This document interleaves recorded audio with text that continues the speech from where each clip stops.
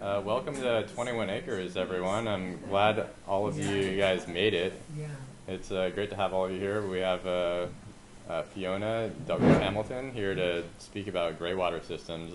I find gray water systems to be very important to be recognizing in permaculture systems. Is anyone here through the permaculture meetup group?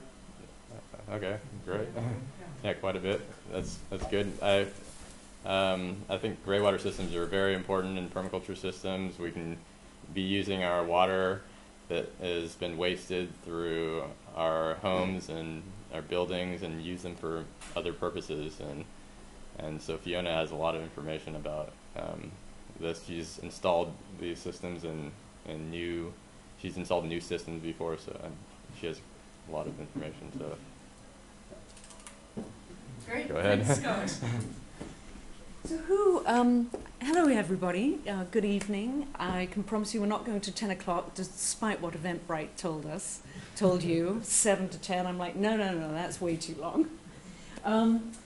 So I want to really acknowledge Grey Water Action Group. Laura Allen is a pioneer of grey water reuse down in California, and actually the grey water systems I'd installed as a builder were actually in new construction and were for internal use. So what we're going to look at is we're going to look at grey water both for how we can legally use it, reuse it indoors, and then how we can actually use it outdoors. And we're going to look at Tier 1 and Tier 2 that is approved in Washington State.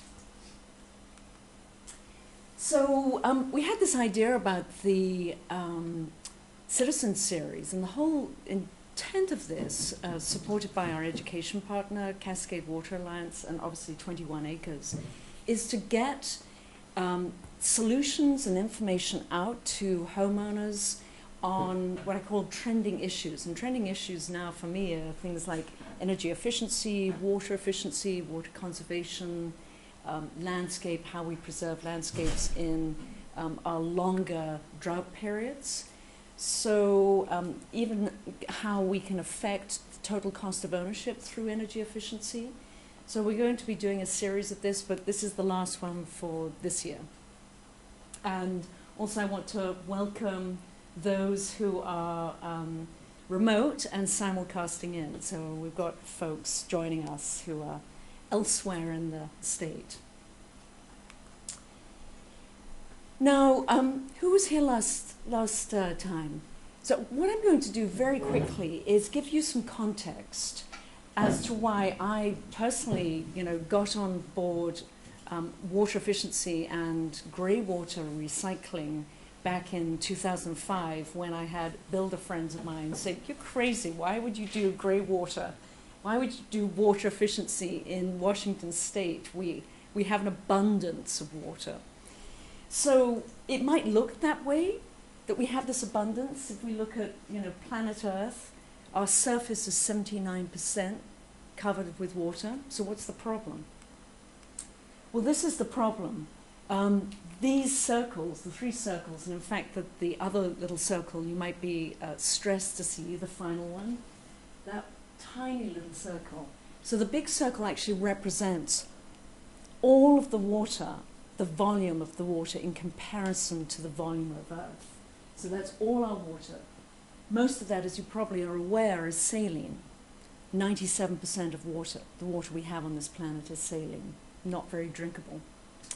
And then this amount here is all of the fresh water, but that, unfortunately, is actually not available. Most of that is not available to us. So out of that 3%, we have only about 40% that's actually available to us in our rivers and streams, because the rest of it is frozen in glaciers, and we want to keep it that way.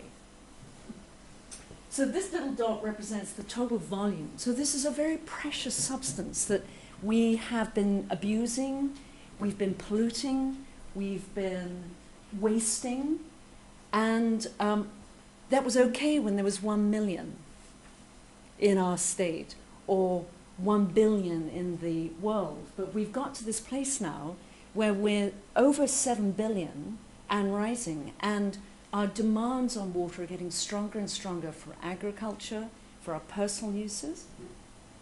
So clearly, if we can reuse water in an economical and sensible way, then it would make sense for us.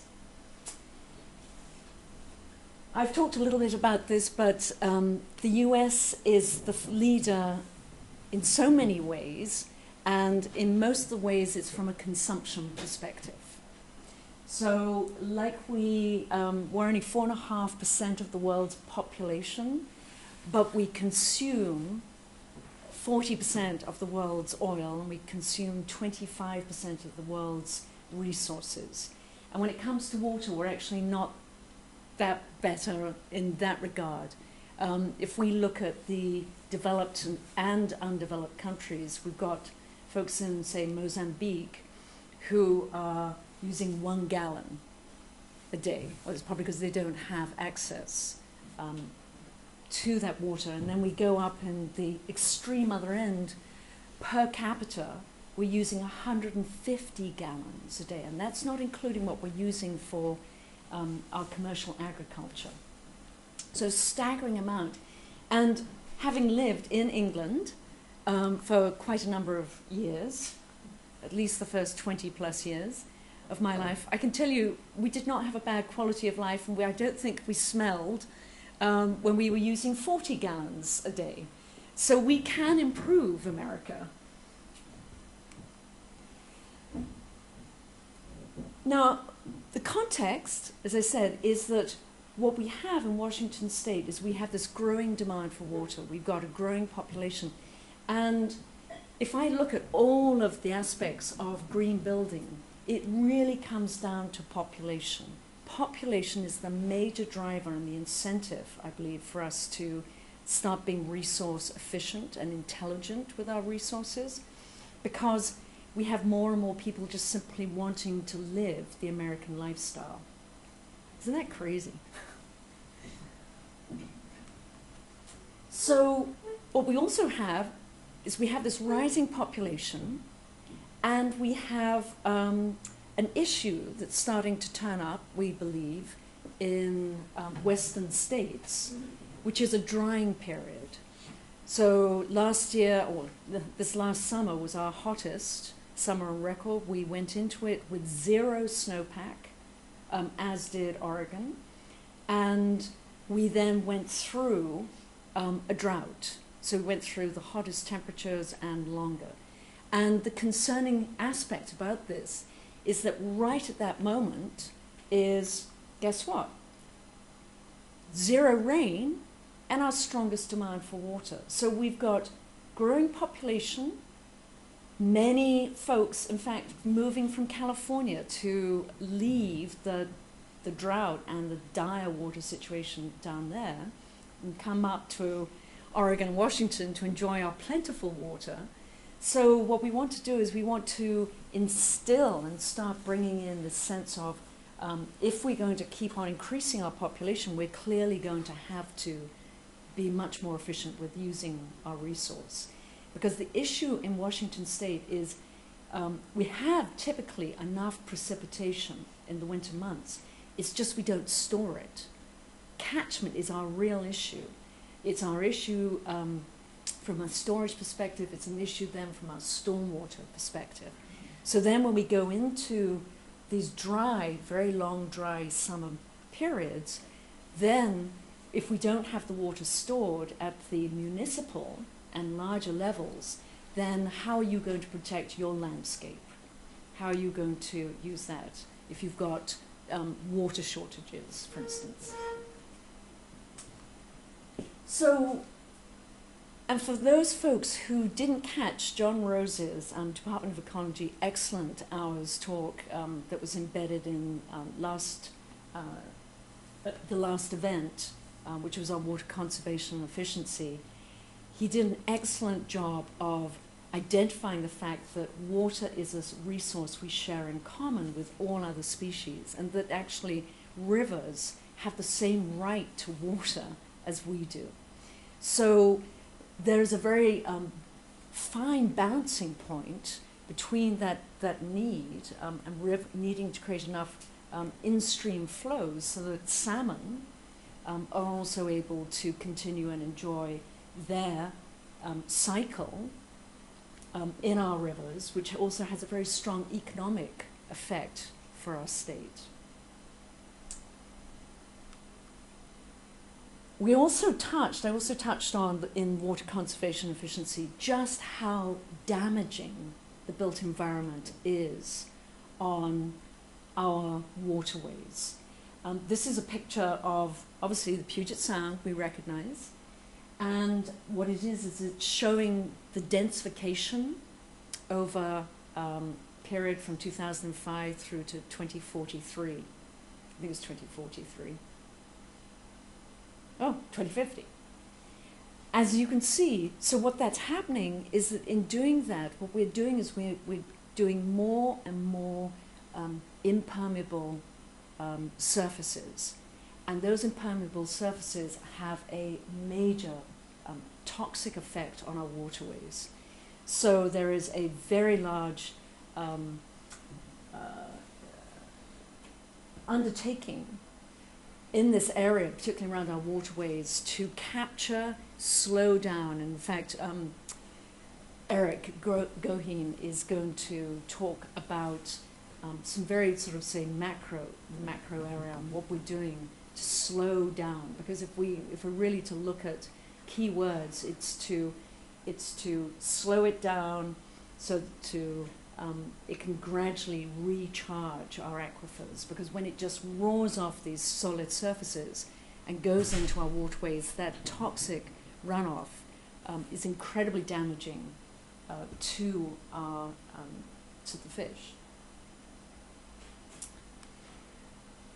And part of the other problem with the built environment, that where everybody's rushing to the Puget Sound because it's so beautiful, is that what we're doing is we're also impacting the natural hydrological cycle. So we're not getting the amount of water infiltration back into that's recharging our groundwater and eventually our aquifers.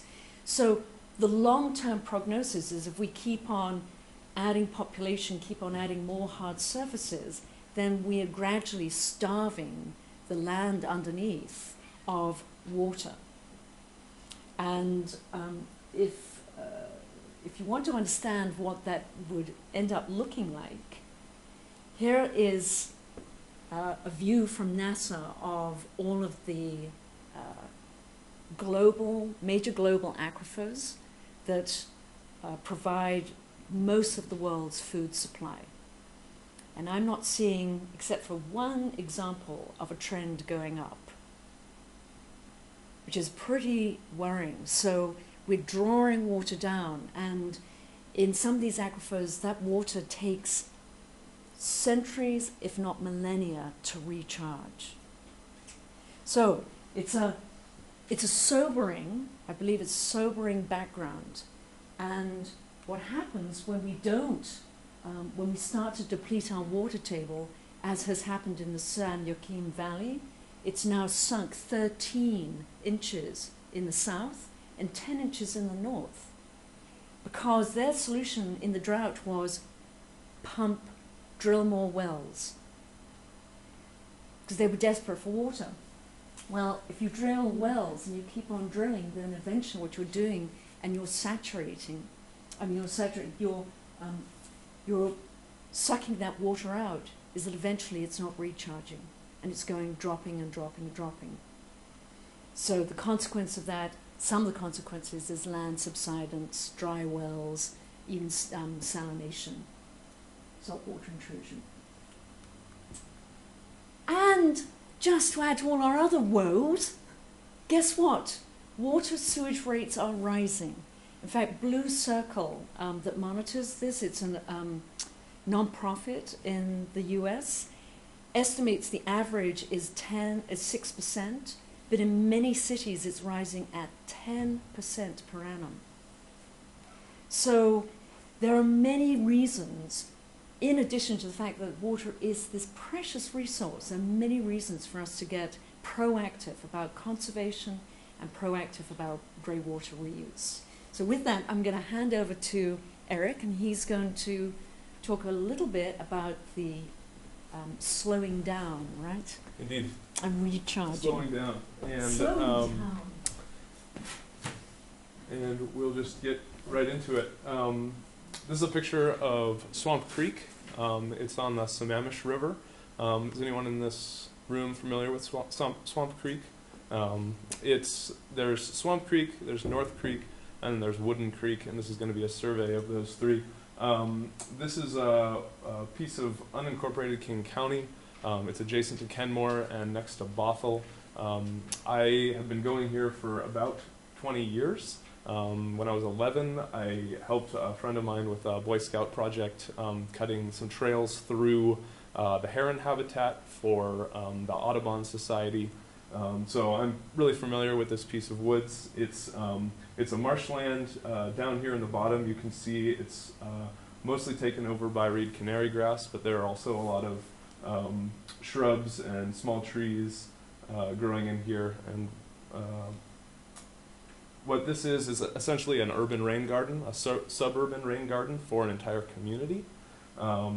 What's happening here is the habitat is improving over time. It's filtering out contaminants through it's slowing down, spreading out, and soaking in. It's also reducing flooding. This has been a really a place that has had a lot of flooding in the past, and since they have made these changes over the last 10 to 20 years, I believe that there is a lot less flooding in this neighborhood, just from my experience there.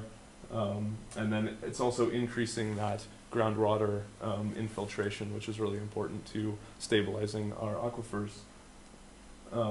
This is a map of the area. Swamp Creek is this one up here in the upper left. This is the Wayne Golf Course, which is a pending habitat restoration.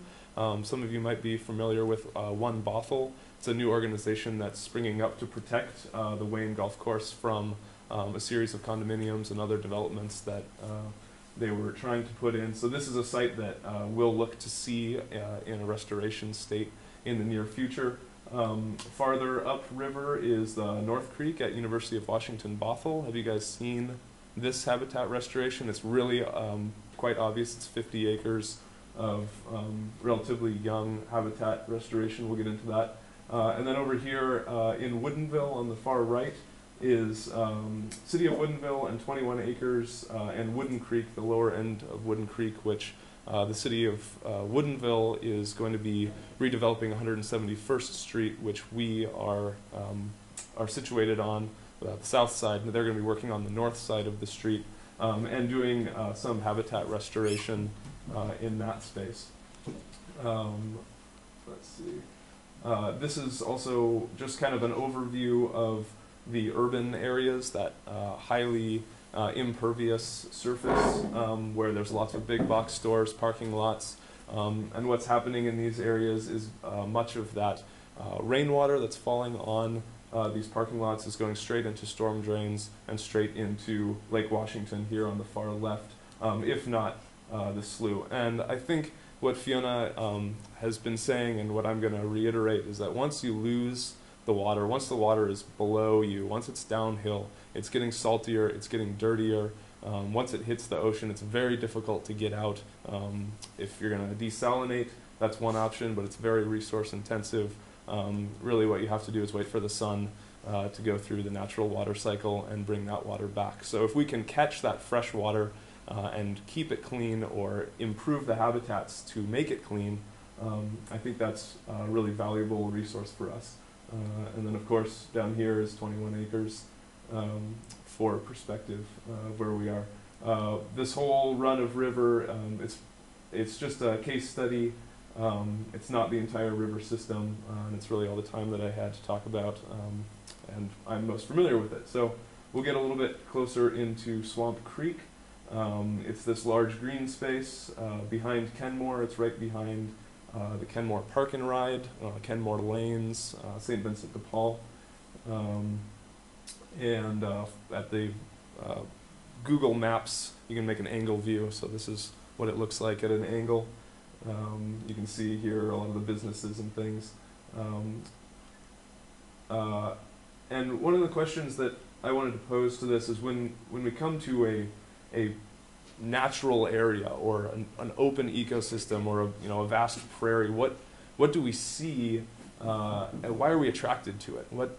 What is the power of a natural open space? Well, there's natural beauty, cleanliness, discovery, abundance. There's this feeling that there are natural resources there that we can use and work with to live, right? And humans always benefit from the environment that is around them, but the environment doesn't necessarily always benefit from the humans working in that space. And I think what we really see is an opportunity in a new space to go out and make our way. That can be an opportunity to hunt, if you like duck hunting. I'm sure that an organization like Ducks Unlimited is really excited for this habitat. You can see in the upper part there's a pond here. This is a new pond to the Swamp Creek site. This used to be a series of homes which were bought out by the county so that the water, as it was rising from the beaver ponds, there's a beaver pond right here. As the water was rising, they bought out those properties so that marshland could be restored. Now, I want to go point out these trees here as a piece to notice in this photograph that was taken in 2008. I did some surveys through this space because I saw this large green space down below my house, and I said, well, what's going on down there? So I walked around. And I found a beaver dam 1 mile from my house in Kenmore. I had never seen anything like that before, certainly not when I was 11 and tromping through there. So that caught me as interesting, and I had my camera that day, so that was good. Now this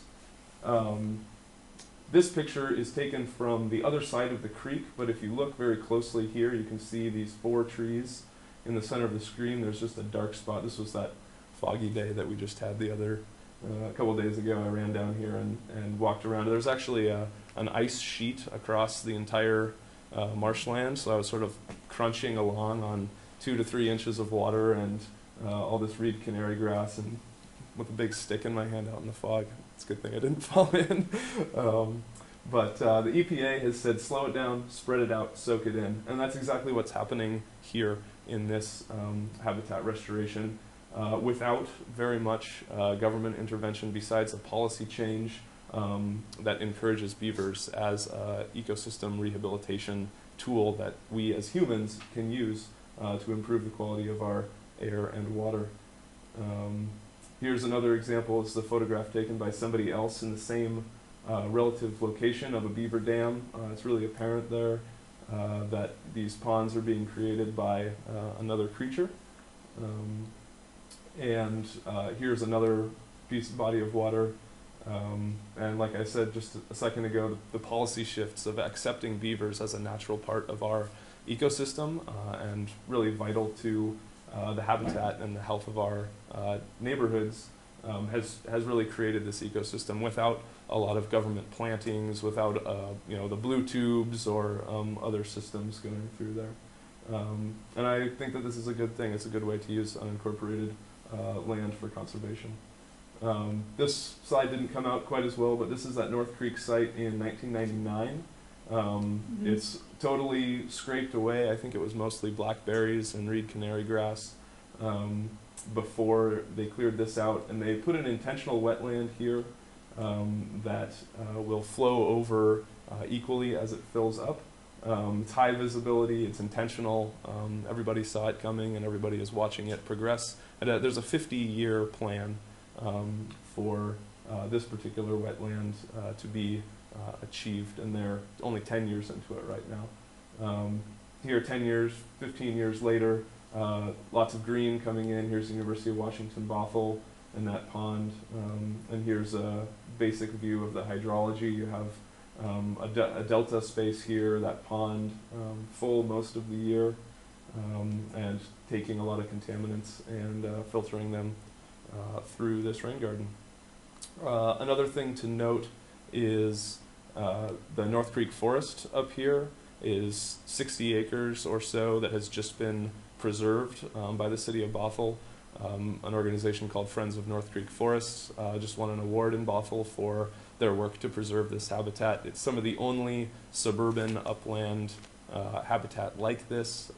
Several different bird species living in there, deer. It's really, a healthy ecosystem between the freeway and the neighborhood that was going to become more condos, but instead is preserved habitat, and that is a good thing. Moving up the river, we get to City of Woodinville. What I have here is a hydrology of Wooden Creek. The dark blue are culverts. That's stormwater that's just going straight into, off the parking lot, into the storm drain, into the creek. So whenever your car has a leak and you park in front of Albertsons here in Woodinville and it rains, that water is going directly into the Sammamish River, and it will only be worse going downstream. As you can see down here, we'll get a little bit closer. Here's a 21 acres view. Now through the town center, that is where we have the creek coming down through. Let's see, I think, yeah, there we go. So we have this pipe here, and I didn't put all the slats, but all of this is draining into this 1,000 feet of piping. Before it daylights at the McDonald's, it comes down through the Molbach's parking lot and makes a right-hand turn and then a left-hand, or let's see, a left-hand turn and then a left-hand turn again to get into the Sammamish River. But what I'm going to argue here is that the natural flow of the river is actually right through the 21 acres spot. And if we want to mimic nature and improve the hydrology of the region and assure that we have healthy farms moving forward in the valley, that we're going to need to do something about this. Wooden Creek in 2003, they put out a report that said there's high levels of bacteria, there's unstable temperatures from rainstorms during these springtime rains. The asphalt on the pavement gets really hot, and then it rains and it dumps and it flushes out the entire creek, causing massive fish die-off or just unsuitable habitat. The culvert prevents large fish from, or any fish really, from getting up into the headwaters where they would naturally spawn. There's toxic loading for the same reason that I just said about drippings from your car getting into the storm drains. Flooding, ironically, the city has put a whole bunch of money into flow vent pipes and ditches and retention walls, but we still have flooding when we have peak flow events over 171st Street, right near where it goes underneath because the culvert gets overwhelmed. And ultimately, they said that it was unsuitable habitat in 2003. I don't think that that has improved very much. Across the street here at the Zanti Farm and 21 Acres Farm, we have underutilized wetlands on the 21 Acres Farm. All around this building are built wetlands and ditches, irrigation. We're having trouble keeping our farm wet or dry in the summer.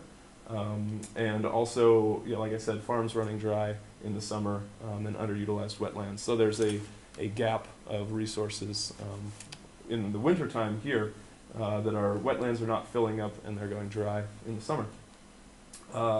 So this is a picture of the soil types.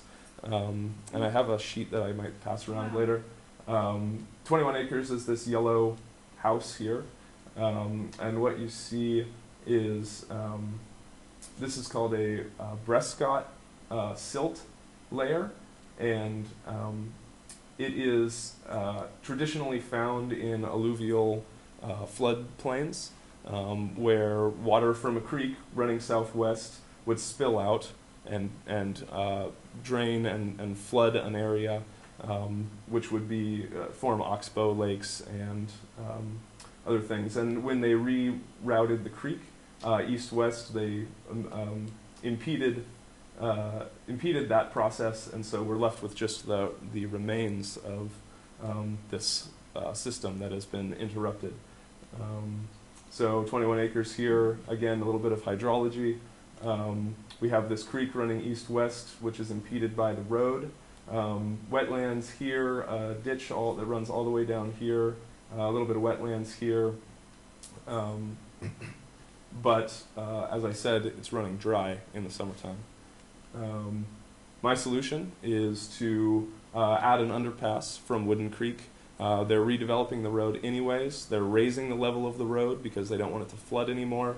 They're putting in huge salmon culverts downstream so that the salmon can get up to the higher culvert. I'm not going to do anything about the higher culvert, but for these few hundred yards, they want to improve. And they admit that they're only expecting low to moderate improvement of the habitat. So my proposal is, well, let's at least clean the water up.